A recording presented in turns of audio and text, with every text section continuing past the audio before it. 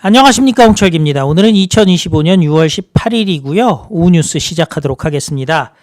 이재명 지금 G7 돌아오면서 이야 내가 국격을 높여놨고 정상외교를 복원했다 이런 말 같지도 않은 얘기를 하는데요. 망신을 당하고 돌아오는데 돌아오게 되면 더 큰일이 다가오고 있습니다. 금융 통화정책의 사령관이라 할 수 있는 한국은행 총재가 기습적으로 쿠데타를 벌였습니다. 좌파, 민주당 다 멘붕에 빠져버릴 수밖에 없는 상황인데요.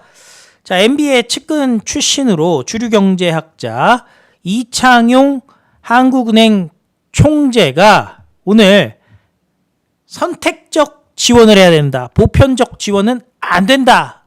라고 선언을 함으로써 지금 민주당이 추진하고 있는 전국민 25만 원이라고 얘기해놓고 15만 원 뿌리고 상황이 되는 사람들에게 50만 원까지 준다. 이런 얘기가 나오고 있는데 보편적 지원에 대해서 반기를 들고 나섰습니다. 자, 이거 지금 심각한 일인 거죠. 사실상 독립적으로 움직일 수 있는 한국은행 총재가 정면으로 좌파들과의 전쟁을 선언한 건데요. 어떻게 된 일인지 알아보도록 하겠습니다. 한국은행 총재가 선택적 지원이 자영업자를 돕는데 효율적이다라는 입장을 밝혔습니다. 상식적인 얘기죠. 용기가 없어서 얘기들을 못하는 것뿐인 거 아니겠습니까?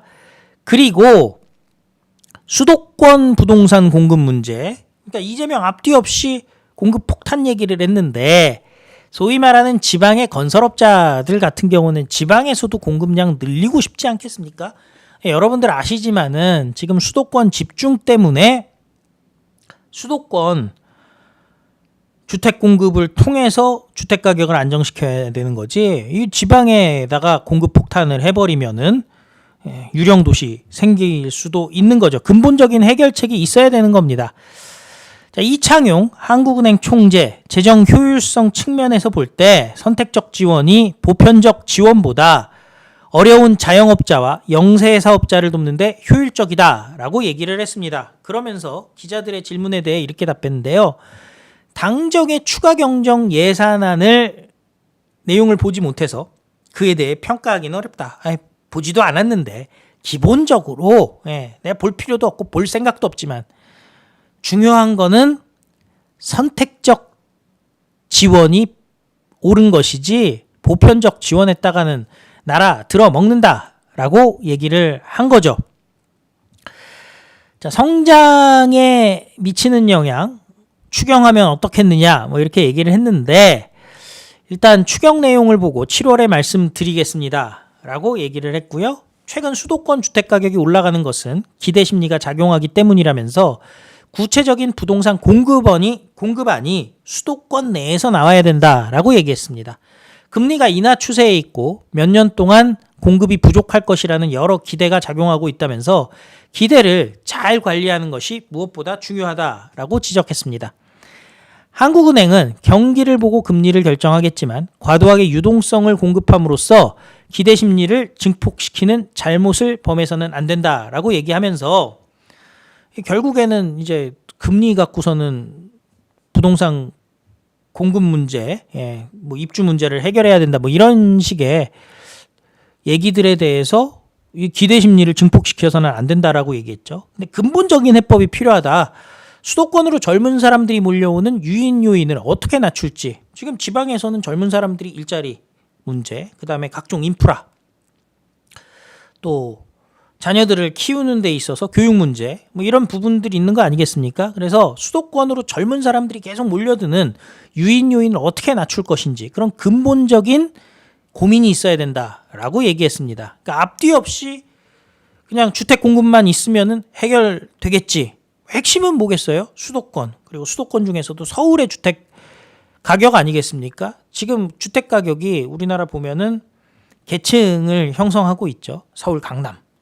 그리고 나서 강남에 면해 있는 수도권 지역, 마용성, 서울 시내를 보고 얘기를 드리는 겁니다. 그리고 나서는 경부 축선에 있는 뭐 분당, 판교, 그리고 또 바로 강남에 연결되는 과천, 뭐 이런 식으로 형성이 돼서, 그리고 나서 이제 쭉 뭐 신도시, 경부 축선상에 있는 경기 남부 지역, 수도권 남부 지역의 신도시들 위주로 가격들이 형성이 돼 있고, 나머지들은 그것과의 접근성에 따라서 가격이 이렇게 낮아지는 형상을 보이고 있는데, 이 근본적인 문제를 해결하지 않고 그냥 공급 그리고 금리 이거 갖고는 해결할 수가 없다라는 겁니다. 자, 이렇게 근본적인 유인책이 핵심이다. 이건 금융통화정책이 아닌데 어떻게 이렇게 얘기할 수 있느냐. 뭐 하버드 경제학과를 나온 이창용, 이명박 대통령의 경제정책도 세팅을 했었고, 또 20대에 로체스터 대학 교수가 돼서 뭐 여러 가지 상도 타고, 근데 이제 한국 사람들 특징이 있잖아요. 고국에서 역할을 해야 되겠다. 그래서 33세에 서울대 경제학과 교수가 됐죠. 그러다 보니까 이제 다양한 부분에 대해서 단순히 금융정책이 아니라 다양한 부분에서 얘기를 할 수가 있는 건데, 그러면서 통화정책 갖고는 물가 수준을 잡을 수가 없어요 라고 얘기를 하고 있습니다.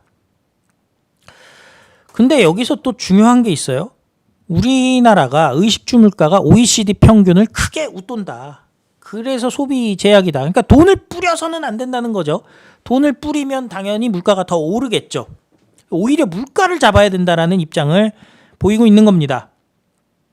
과일, 육류, OECD 평균의 1.5배 이상이고 생활 물가가 높기 때문에 구매력 증가율이 떨어지고 있다. 그래서 농산물 가격을 안정시켜야 된다. 수입선 다변화, 할당 관세. 그러니까 지금 오히려 통화정책보다도 통화정책이 중요한 게 아니라 지금 실질적으로 국민들이 물가를 잡을 수 있도록 해야 된다라고 얘기를 하는 겁니다. 그리고 서비스 비용이 증가돼서 뭐 비용이 줄어도 가격은 그대로다. 뭐 결국에는 인건비 문제 아니겠습니까? 좌파들 내놔하는 것 중에 하나가 최저임금 상승이죠. 최저임금 상승이라는 게 근본적으로 좌파 민노총이 원하는 거는 사실 최저임금 상승 자체가 아니라 최저임금 상승을 통해서 자기네들 인건비까지 같이 올리는 효과를 바라는 건데요. 자, 이거 지금 돈 뿌린다고 되는 게 아니다. 그러니까 추경에 대해서 부정적인 얘기는 안 했습니다마는, 그럼에도 불구하고 선별적 복지, 선택적 복지가 필요하고 그냥 보편적으로 돈 뿌리기는 안 된다. 그 다음에 지역에 거점 도시를 육성해서 경기 지방주택으로 경기 부양하는 거 안 된다. 그러니까 지금 이재명 쪽에서 나오는 공급 폭탄이라는 게 지역의 건설사들 배불리겠다는 거고, 그 명분이 경기 부양하겠다라는 건데 안 된다는 겁니다. 이거 유령 도시 될 수 있다는 거죠. 결국 이창용 한국은행 총재의 오늘 발언은 이재명과 민주당에 대해서 직격탄을 날렸다라고 할 수가 있는데요. 자, 과연 민주당의 반응, 이재명의 반응은 어떨까요? 그리고 국민들은 어떤 판단을 내릴까요? 여러분들이 한번 생각해 보시기 바랍니다. 구독과 좋아요 큰 힘이 됩니다. 다 같이 외치겠습니다. 우리는 승리합니다. 감사합니다. 안녕히 계십시오.